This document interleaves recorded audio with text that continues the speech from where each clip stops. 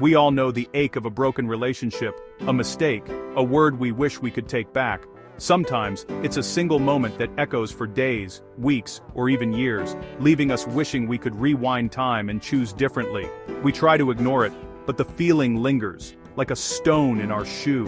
No matter how much we distract ourselves, the discomfort remains, quietly reminding us of what's unresolved. We long for peace, for a way to make things whole again. Deep down, we crave the restoration of trust, the return of laughter, and the comfort of knowing things are right between us and the ones we care about. There's a powerful medicine for this, a face-to-face apology. It's a remedy that can't be replaced by time or distance. It's more than a text or a mumbled sorry. Digital words can be deleted or misunderstood, but a real apology is felt, not just heard.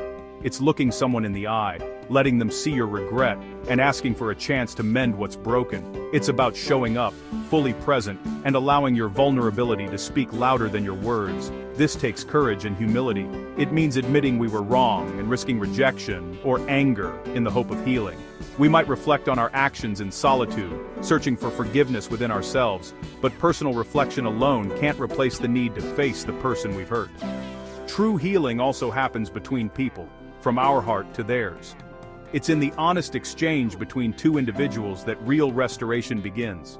This kind of confession bridges the gap our actions created. It's a step toward rebuilding trust, one honest word at a time. It's not just about clearing our conscience, it's about honoring the person we hurt. It's a way of saying, you matter to me and so does your pain. It validates their pain and acknowledges our role.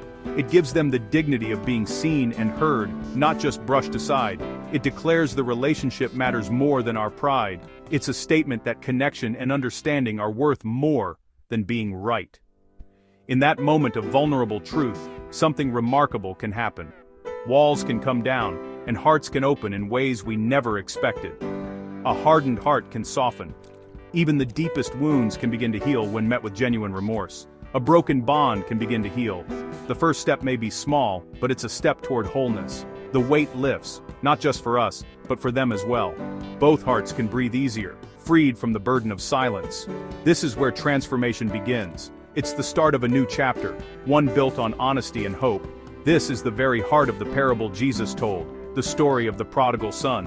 When the son finally returned home, broken and repentant, while he was still a long way off, his father saw him and was filled with compassion for him. He ran to his son, threw his arms around him, and kissed him. Luke 15-20. The son's confession and humility led not to rejection, but to restoration, healing, unity, and joy. This act of coming face to face, of confessing and seeking forgiveness, is a reflection of humility, integrity, and love. It's the path to purity that Jesus taught. A path so radical, so full of grace, that it threatened the pride of the religious leaders and the power of the military state. That's why he was condemned, and why his message still calls us to risk everything for reconciliation. In choosing to apologize face to face, we choose connection over fear, and healing over hiding. Throughout history, some leaders have challenged the customs of their time, urging people to focus on genuine intentions over empty rituals. One teaching says, if you're about to make an offering and remember someone has an issue with you, leave your offering. Go and make things right first. This was surprising. Pausing an important act for reconciliation was unheard of. The message is clear. Our relationships with others are deeply connected to our own well-being. Acts of kindness or tradition mean little if our hearts are full of unresolved conflict. The path to true connection runs through the heart of our neighbor. Today, our offerings might be time, attention, or acts of service, but the principle remains. If you remember a wrong, go make it right. Reconciliation is a powerful act, an act of true connection. The offering and the moment can wait. We are urged to prioritize mending broken relationships. This is the radical call of this teaching. It's a call to put love and understanding above all. People have long understood that honesty thrives in supportive communities. James once said, "Share your struggles with each other and support one another so you may find healing." This isn't just about admitting mistakes to ourselves or those we've hurt. It's about bringing our challenges into the open with trusted friends. Secrets gain strength in silence. Shame and guilt grow when hidden. Sharing breaks that cycle. When we open up to a trusted friend, we realize we're not alone. This creates genuine community, a space where no one has to pretend to be perfect. It's a place for healing, where emotional wounds are cared for.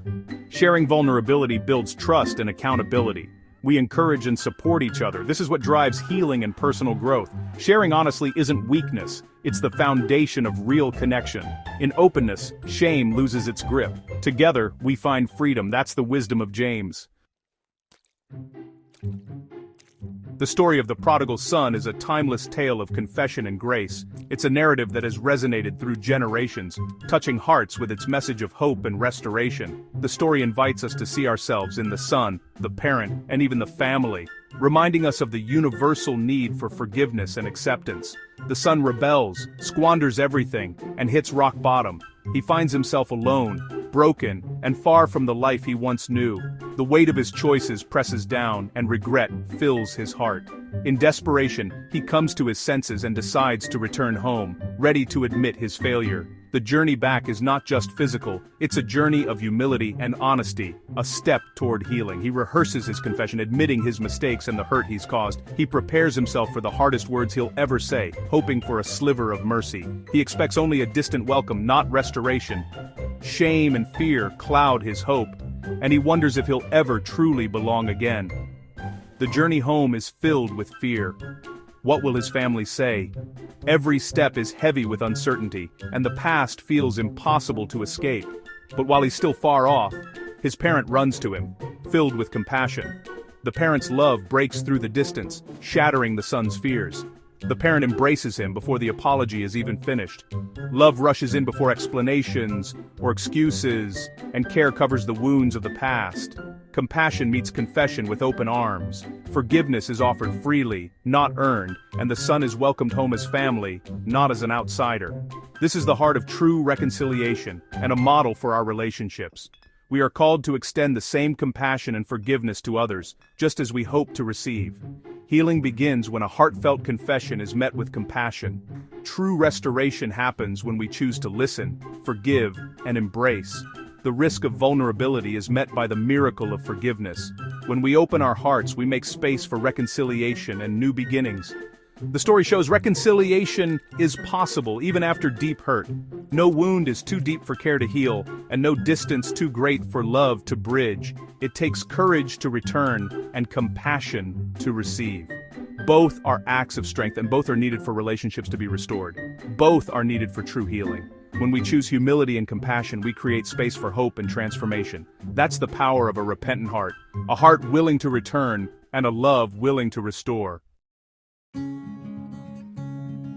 Knowing we should confess is one thing, knowing how to do it well is another. Many of us struggle with apologies, unsure of what to say or how to begin, but a true confession is more than just uttering the words "I'm sorry." It's a meaningful process that can transform relationships and bring genuine healing. A real apology goes beyond surface-level regret.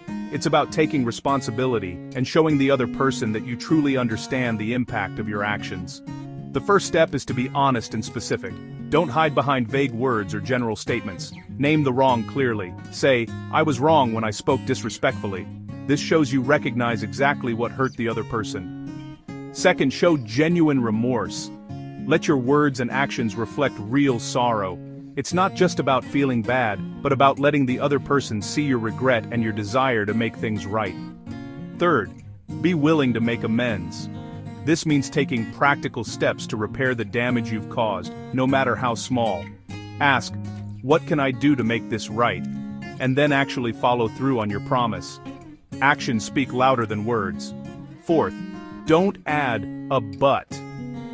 Avoid the temptation to justify your actions or shift the blame. Don't shift blame or make excuses.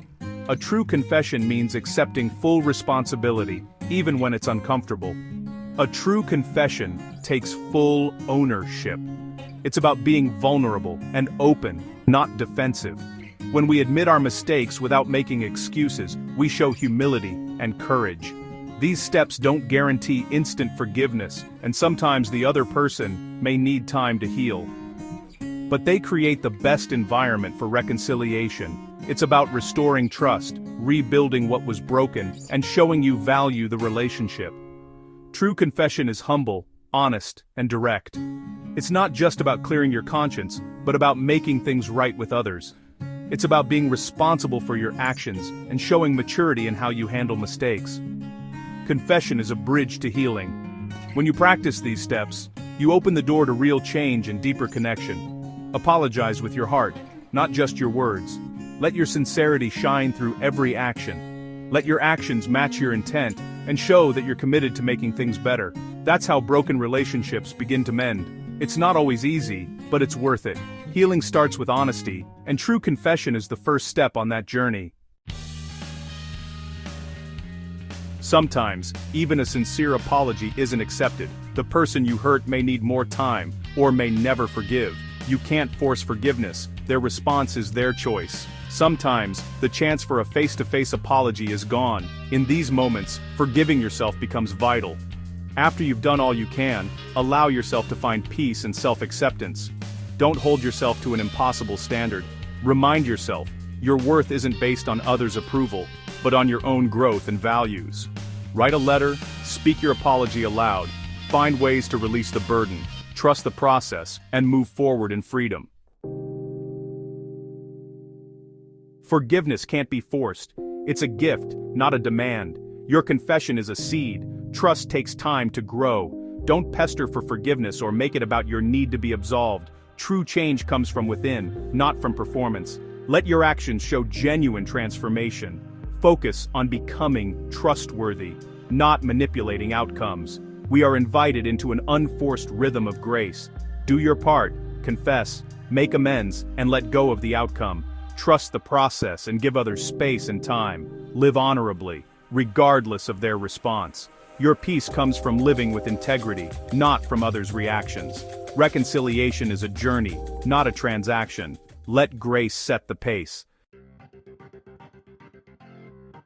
The idea of open confession was revolutionary in a world focused on pride and reputation. Admitting wrong was seen as weakness, but embracing humility is true strength. This challenges the system. People matter more than rules. Relationships are sacred. Such honesty can feel risky, even subversive.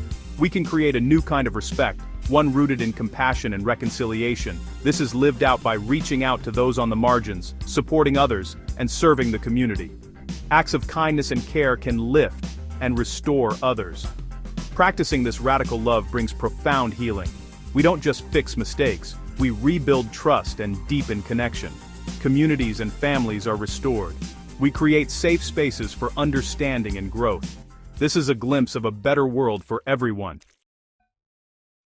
Maybe a face or name has come to mind, a relationship that needs healing. The thought is daunting, but remember, every journey toward reconciliation begins with a single step. Choose humility over pride, connection over isolation. Begin by taking a moment to gather your courage and find the right words. Don't rehearse excuses, just a simple, honest admission. This isn't about perfection but presence and vulnerability. Restoration is possible. Confession and honesty are powerful ways to bring more understanding and peace into your life. Show the world a better way to handle conflict, one that leads to unity. Don't be afraid. The strength you need to move forward is within you. As you take that brave step, you may be surprised by the welcome you receive. Take a deep breath, gather your thoughts, and begin your walk toward healing. Acceptance is waiting for you. Healing starts now.